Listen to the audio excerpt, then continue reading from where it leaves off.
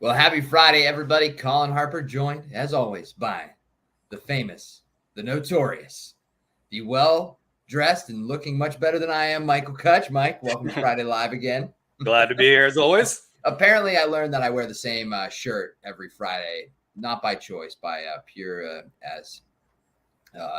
happy accident. Well, a lot of times with the suit, I've been wearing the plain white one, so I figured to mix it up a little today. It looks good. It looks good, Mike. So, we're going to do the same thing we do every Friday. We're going to dive into the market a little bit. I'm going to talk a little bit about some just real basics of estate planning for folks out there after we talk about the market a bit. Nothing we talk about here is specific advice to your situation. Always consult with your trusted professional for your specific situation. Mike, it seems like we have all the questions and none of the answers still, but what if any answers have we got? We had a pretty exciting week in the markets. What are you seeing going on out there? And we'll take it from there. And before we dive into it, nothing we say should be taken as a specific recommendation. Consult with your financial professional for the specifics. But overall, we've been having a nice run. Actually, if yesterday in the Dow was an up day close, it would have marked 14 straight days. And that hasn't happened since 1897. Really? Oh man, the markets reversed in the afternoon. And we can't make things better than they were in 1897. Come on now. Yeah, I'm a little surprised that the market's up today because yesterday's price action was pretty bearish. You got what in the technical world we call a bearish engulfing pattern, which pretty much means the distance between the high and the close, which is the body of a candlestick chart, is completely extends beyond yesterday's body or range. So that usually points to like a short-term top, but earnings seem to have carried us higher today. And for those of you listening, if you didn't follow any of what Mike just said, don't worry because I had a hard time. Colin didn't either. Yeah, no, don't worry. So yeah, I was explaining that to my dad last night, and I was like, "Do you know what a candlestick chart?" I'm like, "Of course you don't know what a candlestick chart." Like, I don't think I knew what a candlestick chart was until like 4 years ago. And I think that's fair. It's a testament to how much data Mike's able to consume on a day-to-day basis. So definitely useful insights, but so overall, the big picture is earnings kept us in the bull run so far. Overall, they've been pretty good. I think the earnings beat rate's like 82%, which is above the 5-year average of around 77%. The amount that we're beating by is less than the 5-year average, but overall, it's been a pretty healthy earnings season so far, and about half of the S&P components have reported, and many of those big cap tech stocks we heard from this week, we got Microsoft, Google, or Alphabet, I should say, and Facebook, or Meta these days. And all the earnings are pretty. They'll always be Google and Facebook to me, right? Even with their fancy name changes, it's always what it started as. Just like Acrisure Stadium will always be Heinz Field. Don't worry about the. So overall, those companies have pretty good earnings. Meta and Google surprised the upside on the stock price action too, whereas Microsoft had a pretty good quarter, but they were down. So in this earnings season, we're seeing the winners be rewarded and the losers being punished, even though I wouldn't say Microsoft's earnings report was necessarily a loser, but it just goes into play that valuations do matter at this level. Microsoft had an incredible run, so it's overall healthy to see a little bit of a pullback. Thankfully, our investment strategy is the main philosophy behind it is pick winners. So that's always a good thing. That is a good thing to do. Well, it was that easy. We also got a decent amount of economic data this week. We got the Fed's preferred measure of inflation this morning, the PCE deflator. Both of them came pretty much in line. They're both increasing about 0.2% on the month. So the headline's down to 3%, and the core, which excludes the volatile food and energy, is down to 4.1. So we're still making progress on that. Now, that is the report for June, so it's a little more of a lag than the CPI reading.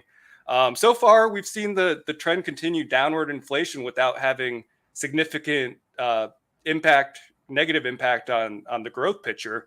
Now, going into the fall, the year-over-year comparisons become a little tougher.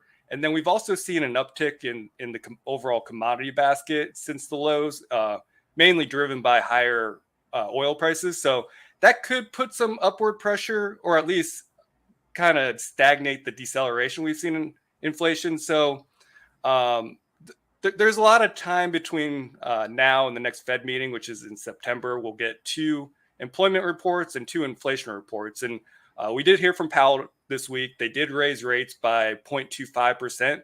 And so that means we're in a range between 5.25 and 5.5%. So he really left September open to what happens in the next couple of months. If we're continuing to see this resilience in the economic numbers and even a reacceleration, I think there would be a good case to be made for another 25 basis point increase if nothing happens, and potentially even higher. But pause is on the table. So there is the chance that we're done with this Fed rate hiking cycle. Besides that, we got. What are we going to talk about then? Well, there's plenty of other economic data. plenty of data out there. We can talk about stocks and that kind of thing. When did the rate hike start, Mike? Do you recall when? That was in March of last year. Mm-hmm. So we're going on. Time flies. 16 months now? Yeah. Pretty much the most aggressive rate hiking cycle ever. And so far, he didn't break the economy yet. We got the Q2 GDP number this morning, preliminary, came in at 2.6%, higher than the 2% consensus, and last quarter's 1.8%. And we also saw the price component come down a little bit, personal income come down while spending increase. So all good things. We got jobless claims. They continue to come back down. So the employment situation's healthy, should point to a decent enough employment report next Friday. Besides that, consumer confidence is to the upside. I think that pretty much covers it. I think that's enough economic data. I think that's fine. I'll take there's an old Kevin Costner movie. I think it's called The Postman, and his main line is that, things are getting better. Things are getting better every day. So it looks like it's looking that way. Yeah, certainly have some. And I bet if somebody knows what that actual movie quote is or what the actual title of that movie is, let me know. I'm a bit behind on my Kevin Costner films knowledge for sure.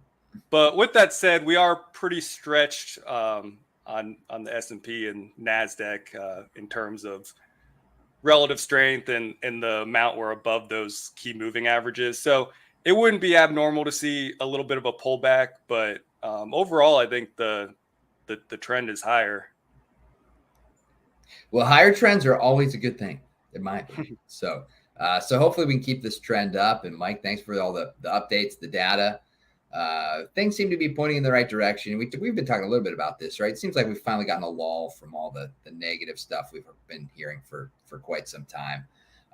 So kind of branching into our planning topic for the day of just the real, I'm going to do down and dirty, really basics of estate planning. And I think something everybody can do. There's not really a barrier to entry. One of the most important things when it comes to estate planning is making sure you have named beneficiaries on all your investment accounts, your bank accounts, and any account you can have a named beneficiary on will make things very clean. It's important to review and make sure those are updated to your wishes. In addition to that, I think basic documents everybody should have, wills, power of attorneys, medical directives, are all really great planning tools, and everybody should really take the time to go, seek out a qualified professional, go ahead and make those planning. People get bogged down, right, in estate planning, and there's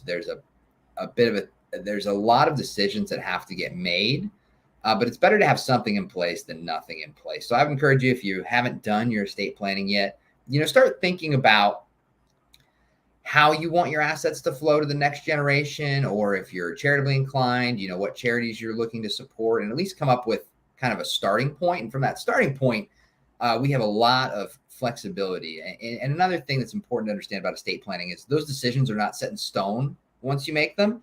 There's a lot of flexibility along the way, and whatever vehicles you decide to help with that estate planning side of thing. But that's my little summer housekeeping announcement. Make sure your beneficiaries are up to date. Pretty easy to do. That saves a bunch of headaches later on down the road. But again, this is a quick one, right? I think that's about all we got for you this Friday Live. Hope you all have a great weekend. Look forward to catching up with you next week. And that'll be August. Whoa, where did time go? My goodness. That was a quick one. Yeah, it really is amazing.